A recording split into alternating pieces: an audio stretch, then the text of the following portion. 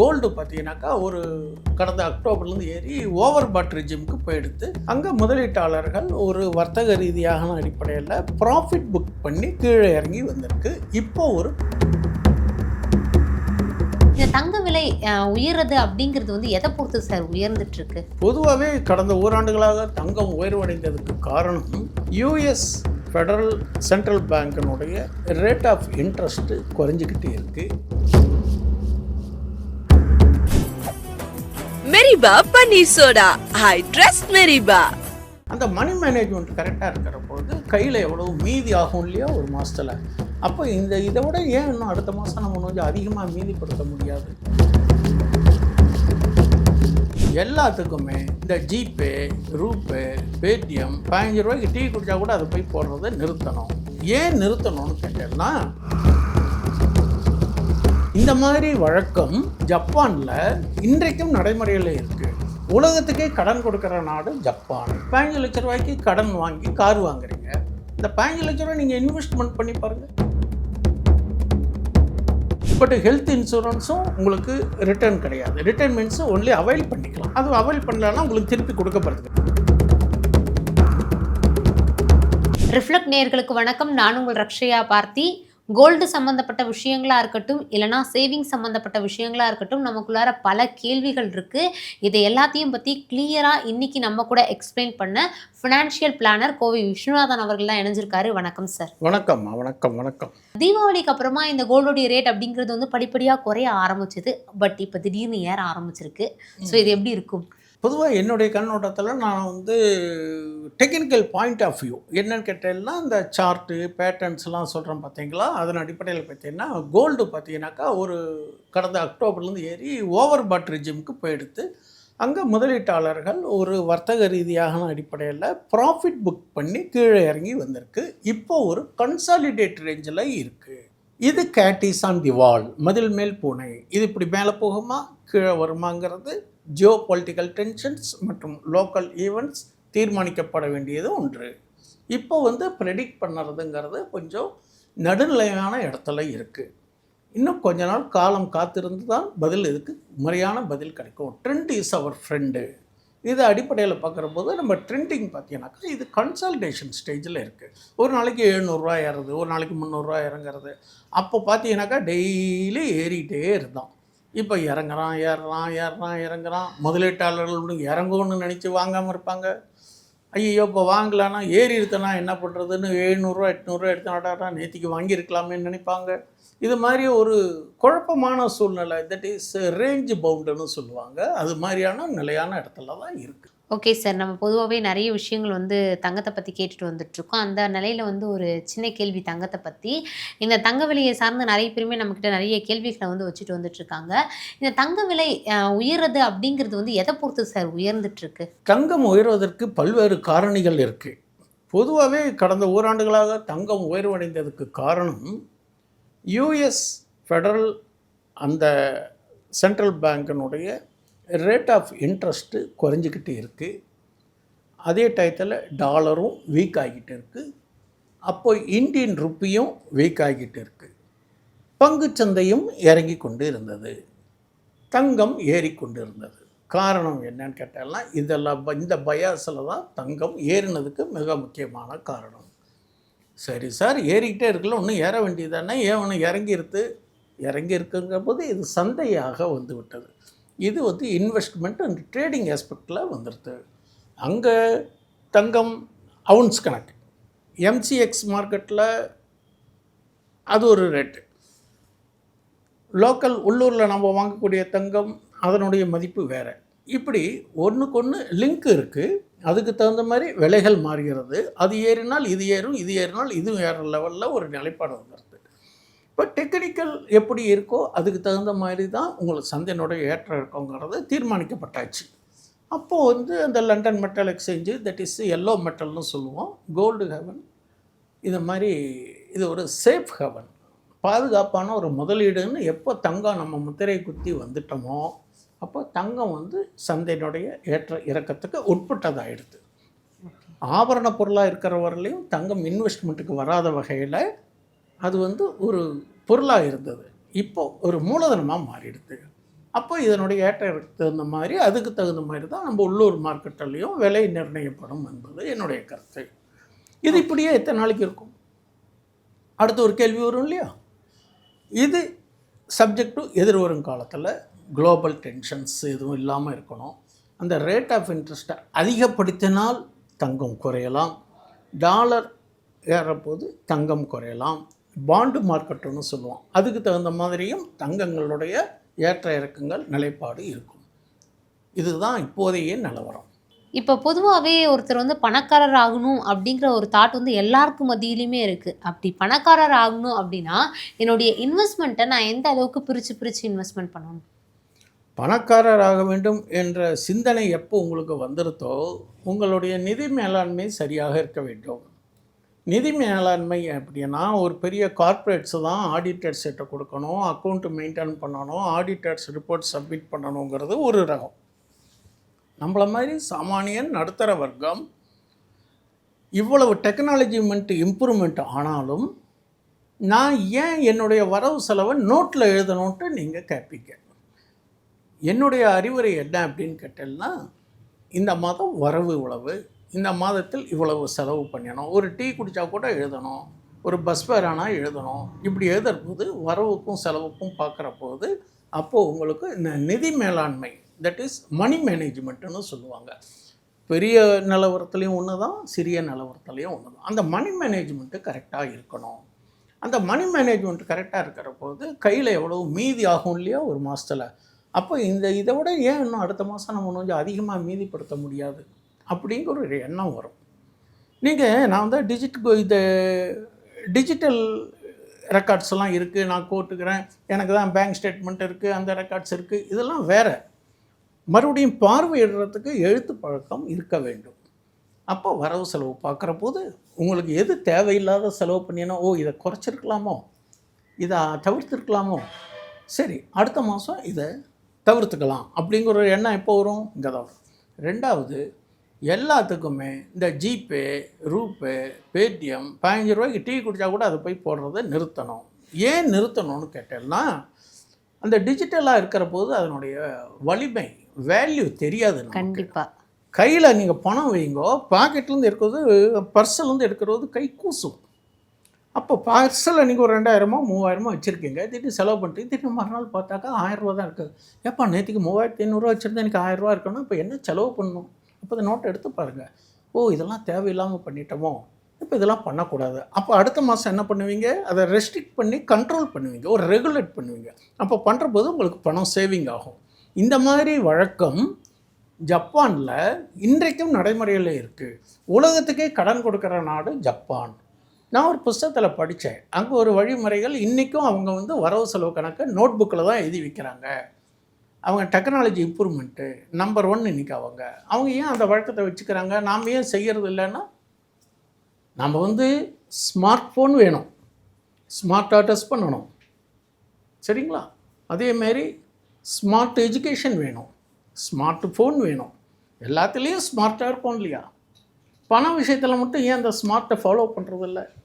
நீங்கள் பண விஷயத்தில் ஸ்மார்ட்டாக பண்ணினீங்கன்னா நீங்கள் எல்லாத்துலேயுமே ஆட்டோமேட்டிக்காக ஸ்மார்ட் ஆகிடுவீங்க.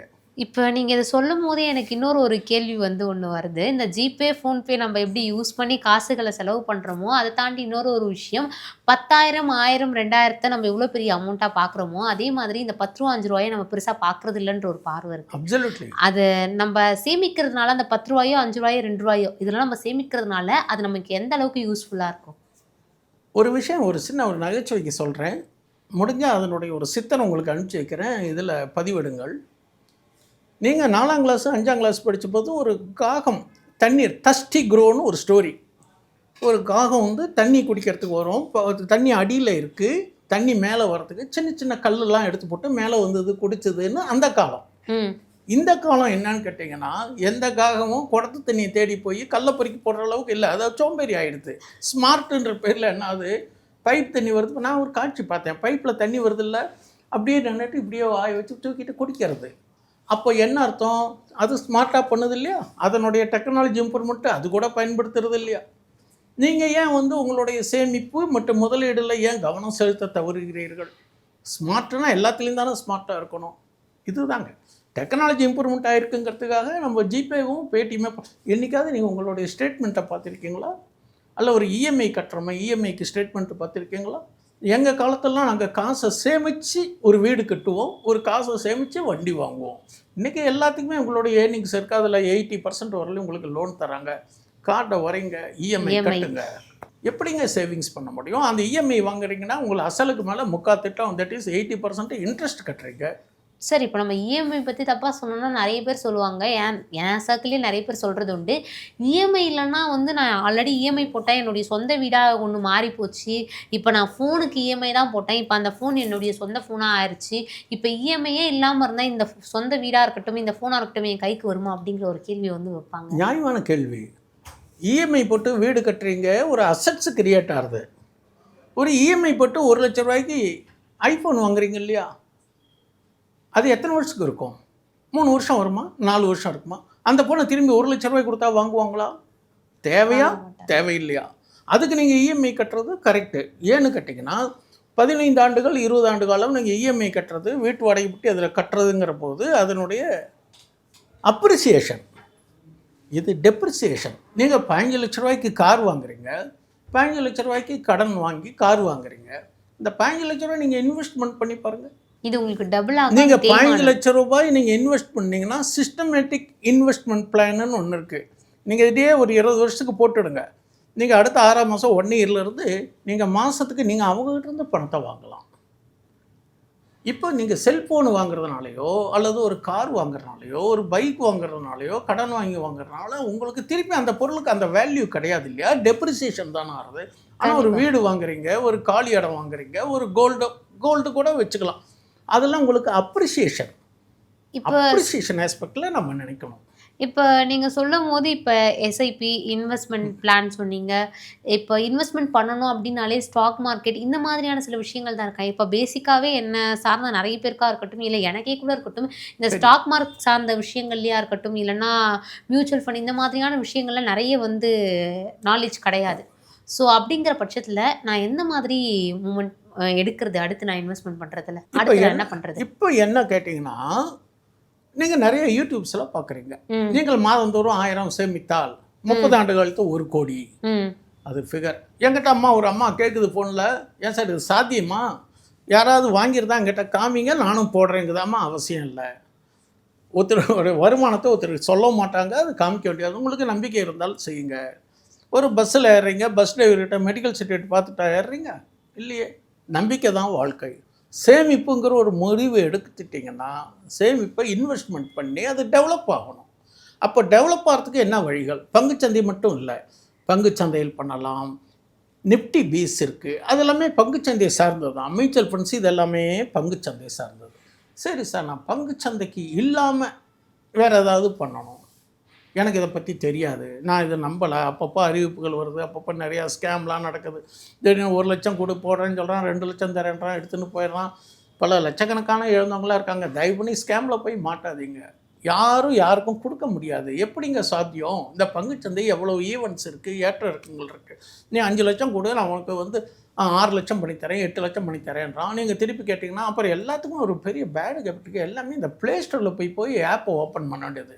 கடன் வேணும்னா ப்ளே ஸ்டோரில் போய் ஆப் ஓப்பன் பண்ண வேண்டியது, ஒரு ட்ரேடிங் அக்கௌண்ட் வேணா ஆப் ஓப்பன் பண்ணிட்டு, மியூச்சுவல் ஃபண்ட்ஸ்க்கெலாம் பார்த்து அதில் போய் ஓப்பன் பண்ணிடுது. ப்ளே ஸ்டோர் இஸ் ப்ளே தான். உங்கள் இன்வெஸ்ட்மெண்ட்டுக்கெலாம் ப்ளே ஸ்டோரை யூஸ் பண்ணாதீங்க. எவ்வளோ விஷயங்கள் இருக்குது. ஒரு ஸ்டாக் மார்க்கெட்டுங்கிறது ஒரு ஓஷன், ஒரு மியூச்சுவல் ஃபண்ட்ஸுங்கிறது ஒரு ஓஷன். முதல்ல நம்ம லைஃப்பை ப்ரிசர்வ் பண்ணணும். நீங்கள் ஒரு கடனை வாங்கிட்டீங்க, ஒரு இஎம்ஐ வாங்கிட்டீங்கன்னா, ஒரு வீடு வாங்கினா இன்சூரன்ஸ் பண்ணுறீங்க இல்லையா? கார் வாங்கினா இன்சூரன்ஸ் பண்ணுறீங்க இல்லையா? அப்போ அந்த இண்டிவிஜுவல் நல்லா இருக்கணும்ட்டு யாராவது லைஃப் இன்சூரன்ஸ் பண்ணுறாங்களா? அது தேவையில்லை சார், அது 1 டைம் பேமெண்ட்டு தான், நோ என்ட்ரி, அதில் ஒன்றும் பிரயோஜனம் இல்லை எனக்கு அப்படின்றாங்க.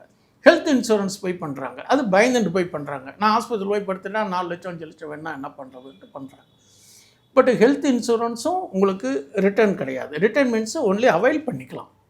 அது அவைல் பண்ணலன்னா உங்களுக்கு திருப்பி கொடுக்கப்படுறது கிடையாது. அதேமாரி ஜென்ரல் இன்சூரன்ஸ் அப்படி தான். ஒரு காருக்கு ஒரு தேர்ட் பார்ட்டி இன்சூரன்ஸு இதெல்லாம் போய் பண்ணுறீங்க. அப்போது இதெல்லாம் வந்து நீங்கள் பணத்துக்கு சேமித்து இதெல்லாம் பண்ணுறீங்க இல்லையா? ஏன் லைஃப் இன்சூரன்ஸுக்கு மட்டும் யோசனை பண்ணுறீங்க? அதேமாரி இத்தனை கடனை வாங்கி வச்சுட்டு ஒருத்தர் லைஃப் இன்சூரன்ஸ் வாங்கவில்லைன்றால் அதனுடைய விளைவுகள் விபரீதமாக இருக்கும். எப்படி அப்படின்னு கேட்டிங்கன்னா, எல்லாமே நல்லதாகவே நடக்கட்டும், நான் தவறாக சொல்லலை. ஒரு எல்லா கடனும் வாங்கி வச்சுட்டாரு. அந்த ஃபேமிலியில் ஒருத்தர் தான் சேலரிடு பீப்புள். ஒரு லைஃப் கவரேஜஸ்ன்னு வச்சு ஏதாவது அசம்பாவிதம் ஏதாவது ஒரு சூழ்நிலை ஆகிடுத்துன்னா இந்த ஃபேமிலி யார் காப்பாற்றுவா? இந்த கடன்லாம் யார் கட்டுவா? அப்போ இது உங்களுக்கு சமயத்துக்கு பாதுகாப்பு கொடுக்கும். அதனால தான் லைஃப் ப்ரொடெக்ஷனுக்கு நம்ம பண்ணணும். ஹெல்த்தை மெயின்டைன் பண்ணுறதுக்கு ஹெல்த் இன்சூரன்ஸ் பண்ணணும். நாம் அன்னாடு இயக்கக்கூடிய பொருள்களுக்கு நம்ம ஒரு ஜென்ரல் இன்சூரன்ஸ் போட்டால் நமக்கு ஒரு நிம்மதியாக இருக்கும். பிரச்சனைகளை குறைத்து நிம்மதியாகவும் இருக்கலாம், அனாவசிய செலவுகளை குறைக்கலாங்கிறதுக்காக ஒரு வழிகாட்டல் சொன்னேன். இதெல்லாம் நீங்கள் எப்போ சொல்கிறீங்க, எங்களுக்கு எல்லாம் தெரியுங்கிறது உங்களுக்கு வேறு, தெரியாதவங்க இருப்பாங்க இல்லையா, அவங்களுக்கு இது பயனுள்ளதாக இருக்கட்டும்ங்கிறதுக்காக சொல்கிறேன். இன்னொரு சின்ன ஒரு உதாரணம் சொல்கிறேங்கம்மா. இது தனிப்பட்ட நிகழ்ச்சியாக எடுத்துக்கக்கூடாது. நான் யாருக்கும் அட்வைஸ் பண்ணலை, என்னுடைய சொந்த விஷயம்னு சொல்லி யாரும் நெகட்டிவ் வைப்ஸ்க்காக போக வேண்டாம். ஒரு சின்ன ஒரு கணக்கீடுக்காக சொல்கிறேன். வாழ்க்கையில் சாப்பிடணும் அவசியம், துணிமணி போடணும் அவசியம். ஏதோ நீங்கள் இப்போ கேட்டீங்க, ஒரு வீடு லோன் போட்டு வாங்குற, அது அசட்ஸ், அது டெப்ரிசியேஷன் இல்லாமல் அப்ரிசியேஷன் ஆகும். ஆனால் ஒரு சின்ன உதாரணத்துக்காக சொல்கிறேன். ஒரு சிகரெட்டு ஒரு நாளைக்கு 100 ரூபா செலவு பண்ணுறாங்க, ஒரு நாளைக்கு 100 ரூபா. அது தனிப்பட்ட விஷயத்தை நான் தலையிடலை. ஒரு 100 ரூபா செலவு பண்ண அது அவசியமா அப்படின்னு நம்ம நினைக்கணும்.